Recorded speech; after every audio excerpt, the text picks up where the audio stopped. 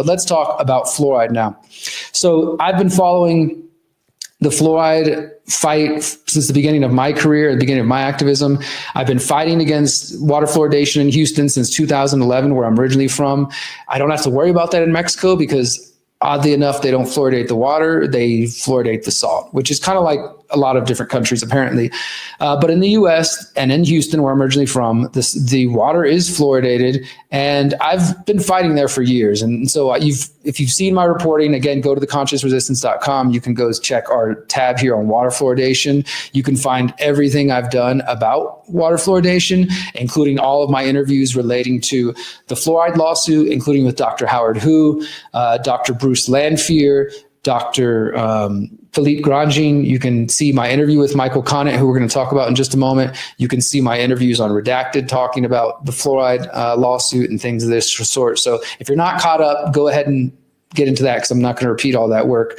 But this is a new study coming from the US government that just came out about a week ago.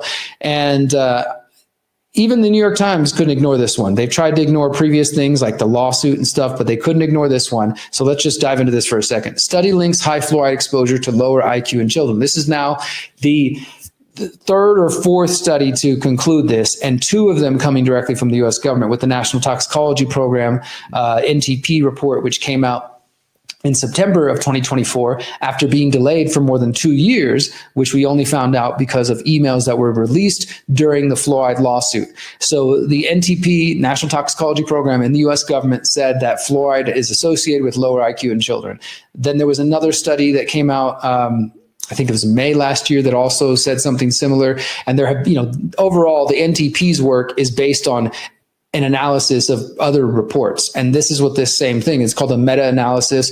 And the Times writes, the results of a new federal analysis were drawn from studies conducted in other countries where drinking water contains more fluoride than in the United States. You see how this is how the mainstream media works. And this is one of my problem with a lot of people in the so-called independent media conspiracy space.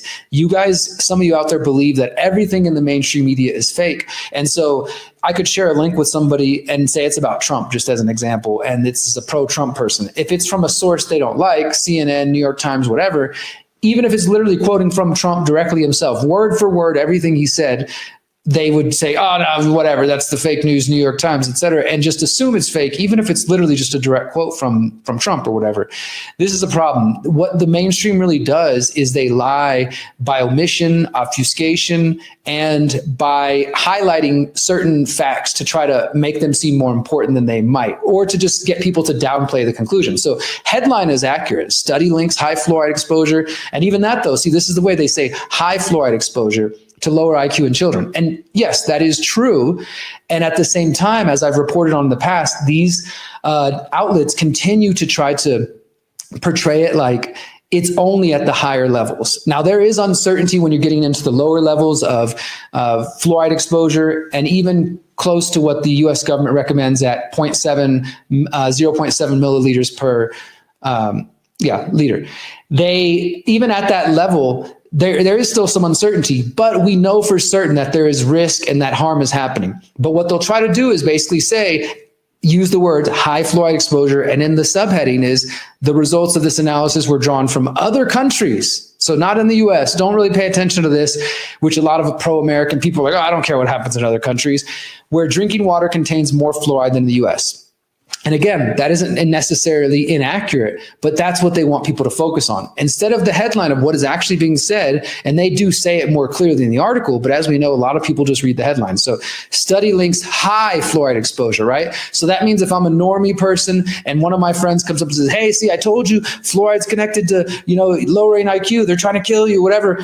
The person will say, no. The New York Times said it's at high fluoride exposure and from other countries who have much higher fluoride than the US. So I am going to just keep drinking my fluoride. And then they just chug a big old glass. This is not fluoridated water, by the way.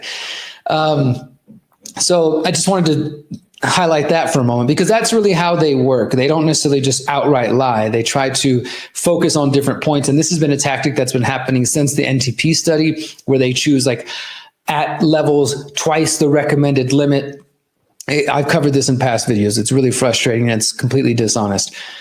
So they go on, of course, to do the natural thing. Water fluoridation is one of the greatest public health achievements of the 20th century. However, a comprehensive federal analysis of scores of previous studies, which were published in the Journal of American Medical Association Pediatrics, has added to those concerns about fluoride lowering IQ. It found a significant inverse relationship between exposure levels and cognitive function in children. Higher fluoride exposures were linked to lower IQ scores, concluded researchers working with the National Institutes of Environmental Health Sciences, the NIEHS. None of the studies in the analysis were conducted in the US, where recommended fluoridation levels in drinking water are very low. So again, don't worry, it's very low. At that amount, evidence was too limited to draw definitive conclusions. Observational studies cannot prove a cause and effect relationship. And so again, they're going on to sort of downplay it here. But they do get a little bit more to the point here. The analysis found for every 1 part per million increase in fluoride in urinary samples, which reflect total exposure from water and other sources, IQ points in children decreased by 1.63. So for every 1 part per million that you're introducing to a child of fluoride in the water, there's an opportunity for them to lose 1.63 IQ points. They interview an epidemiologist, Kyla Taylor, who's the lead author of the report. She says, there is concern that pregnant women and children are getting fluoride from many sources and that their total fluoride exposure is too high and may affect fetal, infant, and child neurodevelopment. Well, this is what we've been screaming from the rooftops for quite a while now, and another study is now confirming it, and even the New York Times can no longer deny it. So, they're basically just bringing out that awareness. It keeps coming out. Now, this is the interesting thing, is because this is still like a case of they, quote unquote, have their experts and we have our experts, like it was during COVID. I mean, this thing was so frustrating to me, is that there would be some big, study or information coming out showing the dangers of the COVID shots, but it would only be reported on in the independent media. And in the corporate media, the mainstream media would just either completely ignore it, or they would pull out one of their experts like Peter Hotez or something to say, here's why that story is complete bullshit and you need to not pay attention to it. It's totally garbage. Everything's fine, right? So they have their experts and we have our experts. And I just think that might be par for the course, that people are going to be living in these different realities, which kind of sounds crazy to imagine, but I think that's kind of where we're at now, is that the people who are going to think fluoride's safe and keep chugging it, they're going to listen to this Dr. Stephen Levy, and the ones who are going to be questioning it, they're going to listen to Dr. Bruce Lanphier. And so what I'm talking about here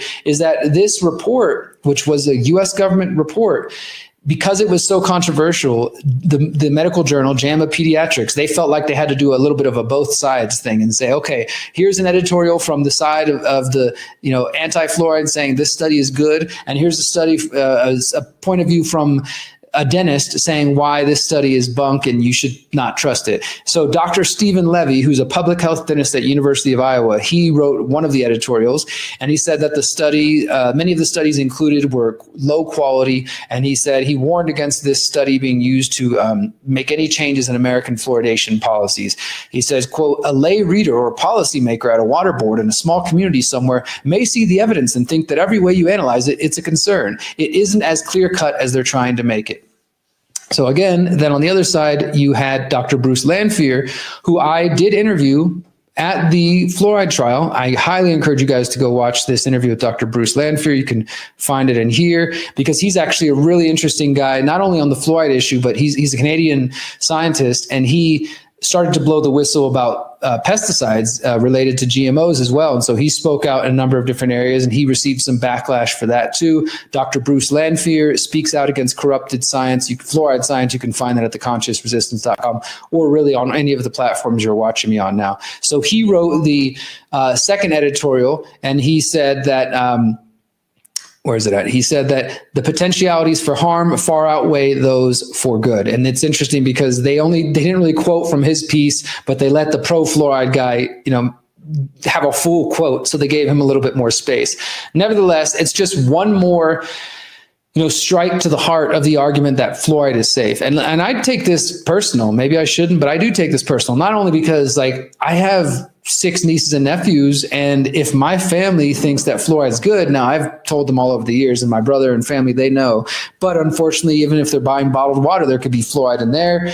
And it's not just that you, as the article talked about here, you do get fluoride exposures from numerous different areas. This has been the main argument that myself and other people have been making, that the government tries to focus just on, well, how much is in the water? And obviously that's an important component of the discussion, but it's also about your intake of fluoride from other areas. So if you're drinking a lot of teas, green tea, and I think black tea, some others can be found with high traces of fluoride in them. Then if you're eating processed foods like canned goods, unless it says like reverse osmosis water in there or something, it's more than likely just fluoridated water. Obviously the shower, you're absorbing it through your skin then. And processed foods, and pesticides, some pesticides have fluoride in them as well. So we can get exposed in a number of different ways. And it's that accumulation, that cumulative effect that actually starts to impact the body, not just the developing brain that we're focusing on for young kids and for babies, which obviously matters. That's why I care about my nieces and nephews, but also it can affect your hips, your bones, your thyroid. That can be contributing to diabetes and so many other issues that we're seeing. And my interview with Dr. Lanphier, I believe it was him, we talked about the thyroid as well and the problem that that's causing for women. So it's really just attacking the body in so many different ways. And it's important that we put an end to it. But I was going to say, I do kind of take this personally because as an activist in Houston who has been fighting against fluoride since 2011, I think was the first time I went to city council. The first flyer I can ever remember putting up as an activist, besides just, I used to do street art, and that was like my first form of activism. I printed out one of those old school InfoWars flyers. There's just like a poster that said, "There's poison in the tap water." And I just printed out a bunch of those, and I was going around telephone poles and light poles in my neighborhood and taping them up. And then like a couple of days later, somebody tore it down, and I was like, oh man, I'm going to do it again. And then as I started to get more open as an activist and go to city council, I saw some of the other activists kind of snicker like, this guy thinks fluoride's bad for you. Oh my God, what a crazy conspiracy theorist. You know, you start to see, okay, those people get one issue, but they don't really get the bigger picture. And so I've had people laugh to my face, call me an idiot. I've had people act like they're so, like they puff up their chest and hold their college degree in their hand and wave it around like they're so much more educated than me. And here it is, 2024, last year, I was the only journalist that stayed in the courtroom for the federal fluoride lawsuit for the entire time, for the 10 days plus. I was the only journalist there. There was only one other journalist, Brenda Belletti from Children's Health Defense, but she wasn't able to stay the whole time. But thankfully she was there. Otherwise I would have been completely alone. Other than the fluoride advocates there. So to go from being laughed at and made fun of by people who think they're so intelligent and so smart to then being the only journalist reporting on this, and to just having like all these interviews with these scientists that are showing, and not just saying, oh, I'm going to pick and choose scientists that agree with me, but these are scientists that were seen as credible by the US government, and Dr. Bruce Lanphier and Dr. Philippe Grandjean, their work was part of the setting the US government standards for mercury and for lead exposure. So these are people that they deem as credible in their own eyes, except when it comes to fluoride. So a huge, huge topic. And let me say that I mentioned Houston and fluoride. I am working on a story in Houston. I filed a Freedom of Information Act request on the city of Houston, trying to get all records, contracts, memos, and emails related to hydrofluorosilicic acid, water fluoridation, and fluoride.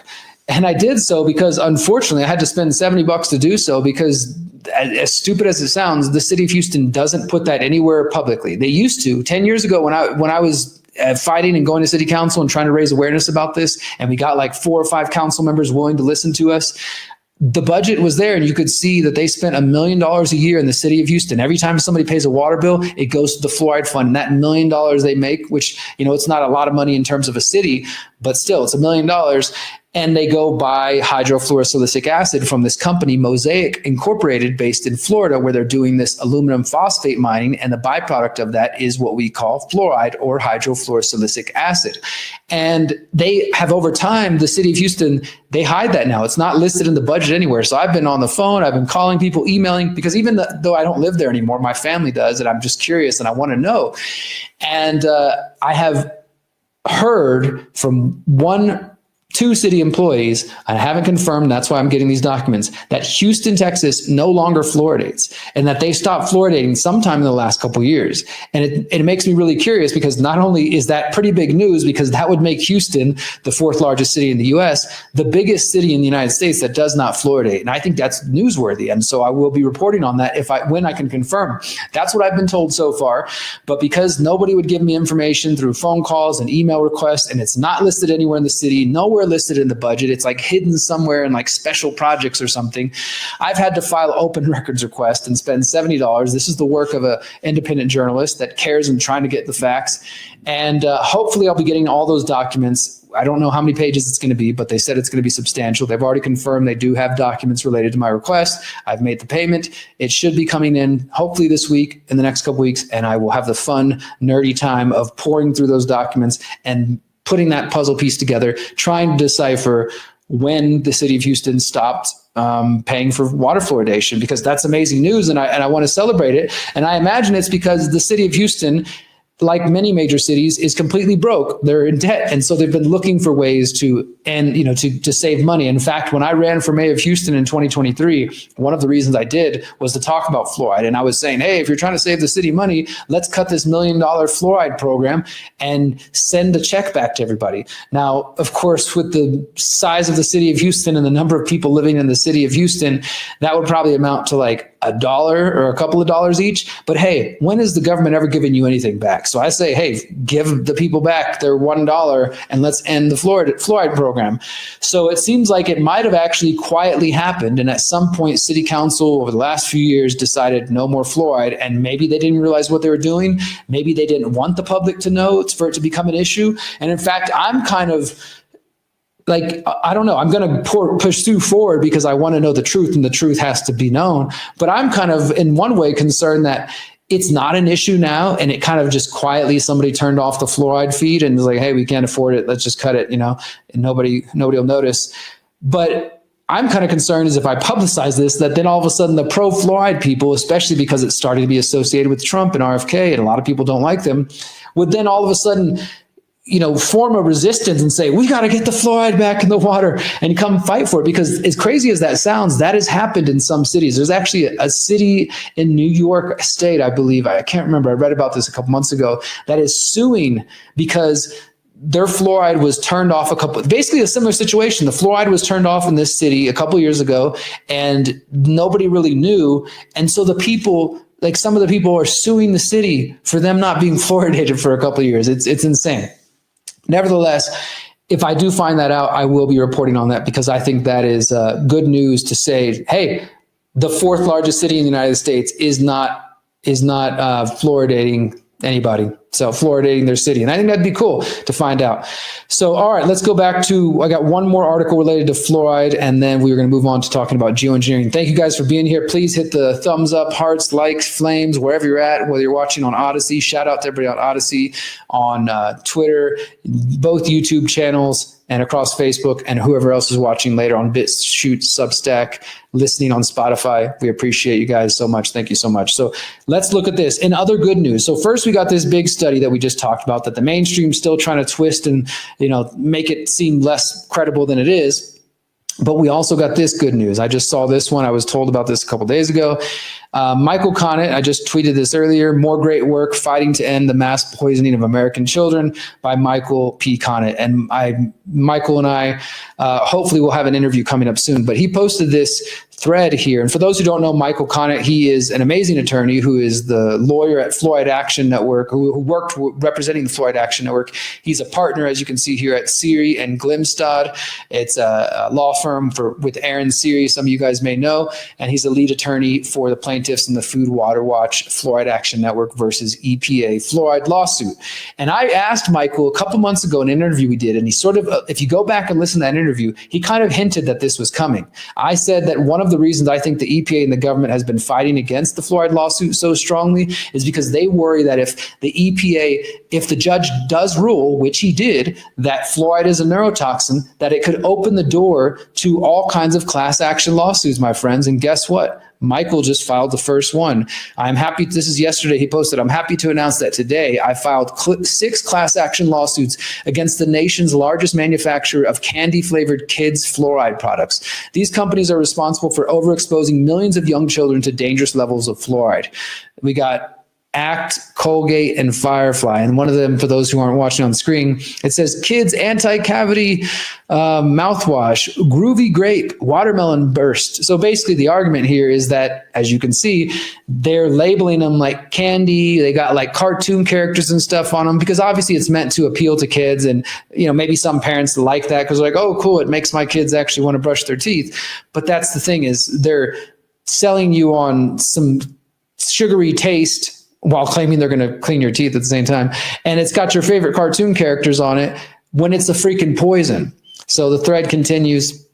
And it's cool because he puts a link to everything, all the different complaints. Like it says up here, 6 class action lawsuits have been filed. So here's a complaint against Procter & Gamble, who's the manufacturer of Crest Kids toothpaste, and he puts kids in quotations, and they've got pictures here. We'll just go through them. You can kind of see the marketing. It's clear, like it's you know, it's for the kid. This one literally is like a Crest logo on a baby bottle. So they're suing them for advertising and saying that their marketing and their advertising is marketed directly to kids to get kids attracted and interested in it, while it's also a poison. Here's the complaint against Perrigo Company, the manufacturer of Act Kids Mouthwash. Here's the complaint against Chatham Incorporated, the manufacturer of Firefly Kids Mouthwash. And in quotations, he writes, perhaps the single most egregiously deceptive fluoride product on the market in the US today. And it's got like Buzz Lightyear and some little kid's Barbie girl, and then this little dogs from, what is this? Paw Patrol. So clearly marketing to kids. And here's a complaint against Colgate / Palmolive for its Colgate and Tom's of Maine kids toothpaste. And they've got Watermelon Burst and Silly Strawberry flavor. Here's the complaint against Colgate Palmolive for kids mouthwashes, which are both Colgate and Tom's of Maine brands. They got a unicorn on it. And he says, we also filed a complaint against Hello Products for its kids fluoride mouthwashes, but I do not yet have a stamped copy of the filed complaint. To learn more about these actions, read here. And then also Bloomberg Law covered the case as well. I've got that open up in another tab. And then without further ado, here's the complaint against Hello Products for its kids fluoride mouthwashes. So yeah, pretty awesome. 6 new lawsuits filed against these companies. And if I understand the way this works, and this is why I want to interview Michael to find out how you might be able to get involved. These are class action lawsuits. Maybe some of you out there are using these products in your kids, and hopefully not any of you. Hopefully you guys all realize like you want to give your kids fluoride-free toothpaste, and you want to not be drinking fluoridated water for your young ones. But if you are, then maybe you have a spot in this class action lawsuit. But overall, I think that is good news there. We need attorneys like Michael Connett. It's not my game. I'm the journalist, but journalists and attorneys often work together and collaborate in different ways. And Michael is a brilliant, brilliant guy. So I think he's perfect to be not only continuing the fight against the EPA for the fluoridation lawsuit against them, but also raising awareness about the ways that the advertisers are marketing to children. I think that's an important aspect. I actually hadn't even specifically considered that element. I just, generally speaking, figured there's going to be class action lawsuits. Parents are going to be able to claim, hey, the CDC, the FDA, the EPA, they've been recommending this poison for years, and I've been giving it to my kids, so you owe me money. Well, it sounds like there might be a potential for that, starting with the advertisers and the brands themselves who are promoting that. I think that's a great idea. Since 2012, the Conscious Resistance Network has been an independent media organization focused on empowering individuals through education, philosophy, health, and community organizing. We work to create a world where corporate and state power do not rule over the lives of free human beings. Our motto is leading by example and helping others in their pursuit of freedom. Visit theconsciousresistance.com to find our articles, documentaries, interviews, podcasts, books, and more. Remember, you are powerful, you are beautiful, and you are free.